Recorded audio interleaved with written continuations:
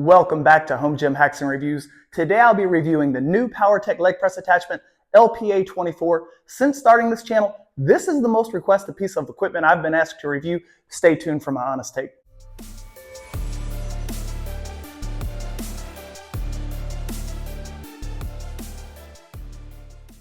I've reviewed all of Powertec's workbench attachments except for the lat pull down and the leg press attachment. But when Powertec updated this design, it made it more robust than ever, giving it a 400-pound max weight capacity instead of a 300-pound max weight capacity. I knew the time had finally come to give this piece of equipment a review. I've had this for a few weeks prior to its official release, so I've had plenty of time to get reps on here and provide a meaningful review. When I got home, I was surprised by how big this box is, and the tracking info lists this package at 100 pounds. Once unboxed, there really aren't too many pieces, and these two parts I won't even need because they're only necessary if the leg press attachment is being used with the FID bench. These two pieces provide additional support to the FID bench, but I won't be needing these because I'm connecting the leg press attachment to the multi-press. The multi-press is basically the same bench as the FID bench and the bench that's on the multi-system. All of them are highly adjustable, so most users will find the perfect settings regardless of height. The only piece of equipment this attachment is not supposed to be used on is Powertec's bench press. I assembled this in less than an hour, and it was a super easy assembly. Funny enough, many years ago I read a review for the model before this one, and someone said while they were leg pressing, the plates kept falling off of the attachment. Well, luckily someone explained to him that he had this bar on backwards. I'm going set for set between the leg press attachment and the compact leg sled to provide some real-time feedback to see how they compare to one another. I've already had a couple of workouts on this, so I know what to expect, and you will notice as soon as I engage the weight transfers to that front foot. The starting weight on this, without any weight at all, is 10 pounds, and the pin is easily accessible. As I push, the weight gets more difficult, which matches the muscle's natural strength profile. And 245s is not really taxing, it's just a good warm-up set for me.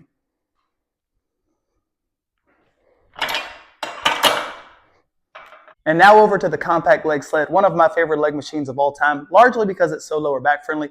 The starting weight on this without any weight at all is 30 pounds, and the real feel is 50% of what's actually loaded on the machine. Smooth and quiet. Moving up to 445s on each machine. I like to have the handles on the multi-press, which helps me kind of pull myself down and into a better position. It's starting to get somewhat taxing, but again, not very difficult. Another good warm-up set. And keep in mind, I am comparing a standalone machine to an attachment, so I can't expect the attachment to have all the possibilities and variations as a standalone machine. But I will say 445s is more difficult over on the attachment. Another good warm-up set on the sled. Moving on to 645s. I like how easily the plates slide down the angled stainless steel weight horns.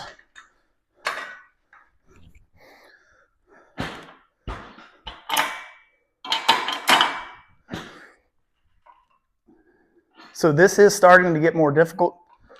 This will be my last warm-up set.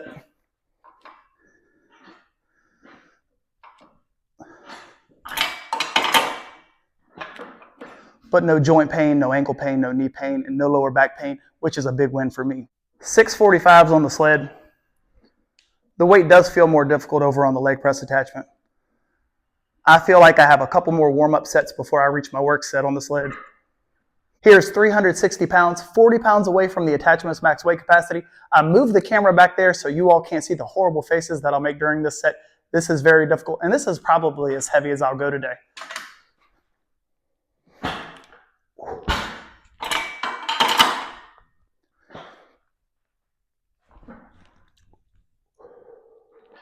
It definitely gets more difficult as I push further away.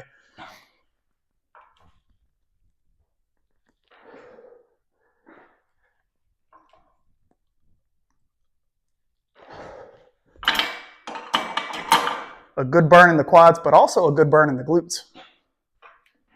845s on the attachment is much more difficult than 845s on the sled, and luckily I'm only about halfway to this machine's max weight capacity of 700 pounds.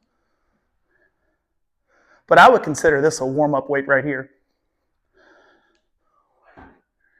Ah, the heck with it. Here's 400 pounds, the attachment's max weight capacity. Let's see what happens. I have never gone this heavy on this attachment before.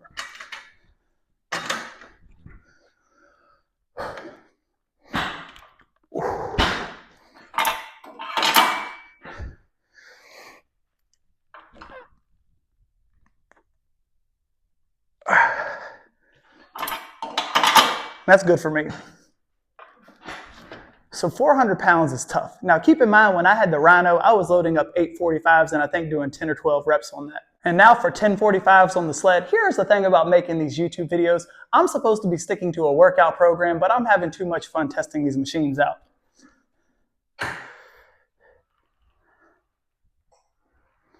Okay, as you can see, 1045s on the sled is not all that difficult. This would be a pretty good work set for me.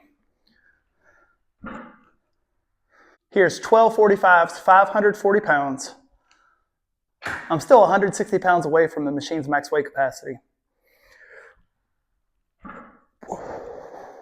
And it's still not as difficult as 400 pounds over on the attachment. It's tough, but not as difficult. The leg press attachment is heavy, and it's not as easy to connect and disconnect as Powertec's other workbench attachments. I got on a scale, and this comes in at 75 pounds. However, I have found if I have the pin in the far setting and my shoulder here to help lift it, it's not too bad, and luckily it does stand on its own. The clothespin trick is invaluable because I would rather not sit the attachment on this pin prior to pulling out the pin like Powertec shows in their video. Now that the leg press is through the attachment tube, the attachment must be lifted up ever so slightly so the pin doesn't rest on the wall of the attachment, but rather in one of the attachment's openings. This pin is not to be tightened. When I was initially testing this, I thought that main center post was supposed to rest on the ground like it does with the pec fly and dip attachments. As a result, I was getting some unwanted movement while leg pressing.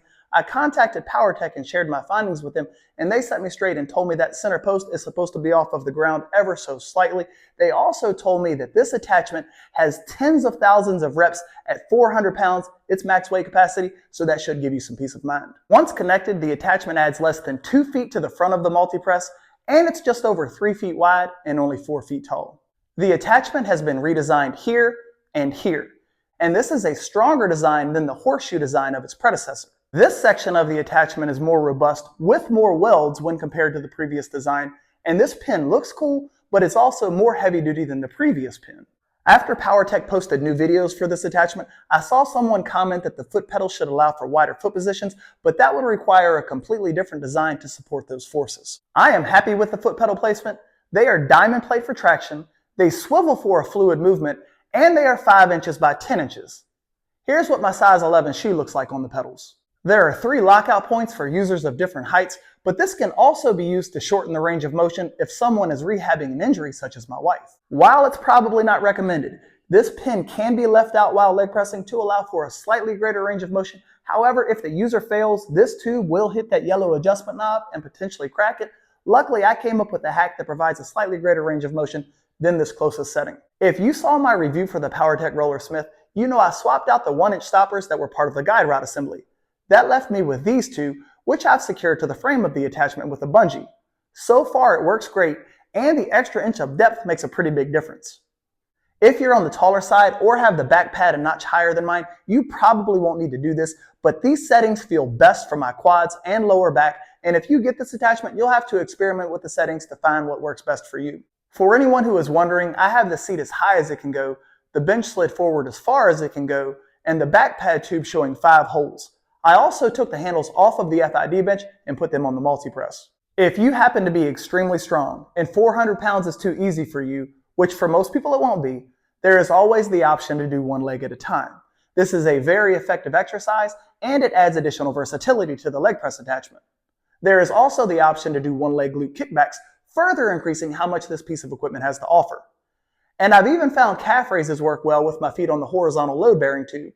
I tried calf raises on the pedals, but because they swivel, I don't think they work as well as my feet being on the tube. I'm honestly surprised by how much I like this attachment. It's different enough from all of Powertec's other leg machines to make it feel like I have a very unique leg machine in my garage.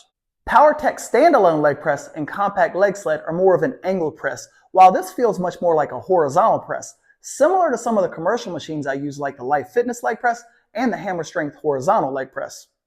My favorite Powertec leg machines in order are 1, the compact leg sled, 2, the standalone leg press, 3, the leg press attachment, and 4, the lever squat. If I could load my spine heavier, I would probably put the lever squat before this. Now, just because I'm putting this in the number 3 spot, that doesn't mean that it's not good. It just means that I like the compact leg sled and the standalone leg press so much. In fact, I couldn't be happier with this attachment. It gives me another quality compound leg exercise in my garage. I think most people will be happy with this attachment as long as they have realistic expectations.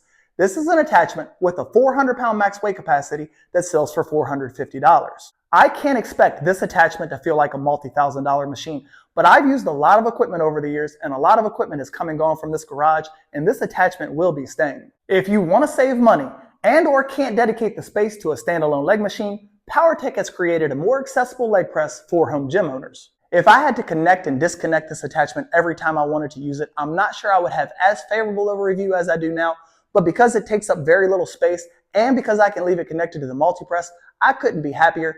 This attachment lights up my quads, especially with the addition of the range of motion hack that I showed. And even though I can press 400 pounds for 1 rep, I don't think I'll ever get to the point where I can do 400 pounds for 20 reps. And I plan to use this as a secondary exercise, so there is plenty of room for me to grow into this attachment. I'm sure I'm going to be asked if this attachment can work on any other brand's bench, and I wouldn't do it. I think that's a great way to break something, including yourself. I would only use this on the FID bench, the multi-press, or the multi-system. And it goes back to one of my older videos where I said the Powertec FID bench is the most versatile and adjustable bench on the planet. And I think it being able to accept this attachment proves that. I don't think there's another attachment on the market that's anything like this. And I hope I did a good job in this video showing how rugged this attachment is. If you get this or any Powertec product, please consider using my affiliate link at no additional cost to you. It's the best way to let Powertec know my videos are helpful. That link can be found on my main YouTube page, and I may tag it here in the description or in the comment section of this video. Thanks for watching, everyone. Take care.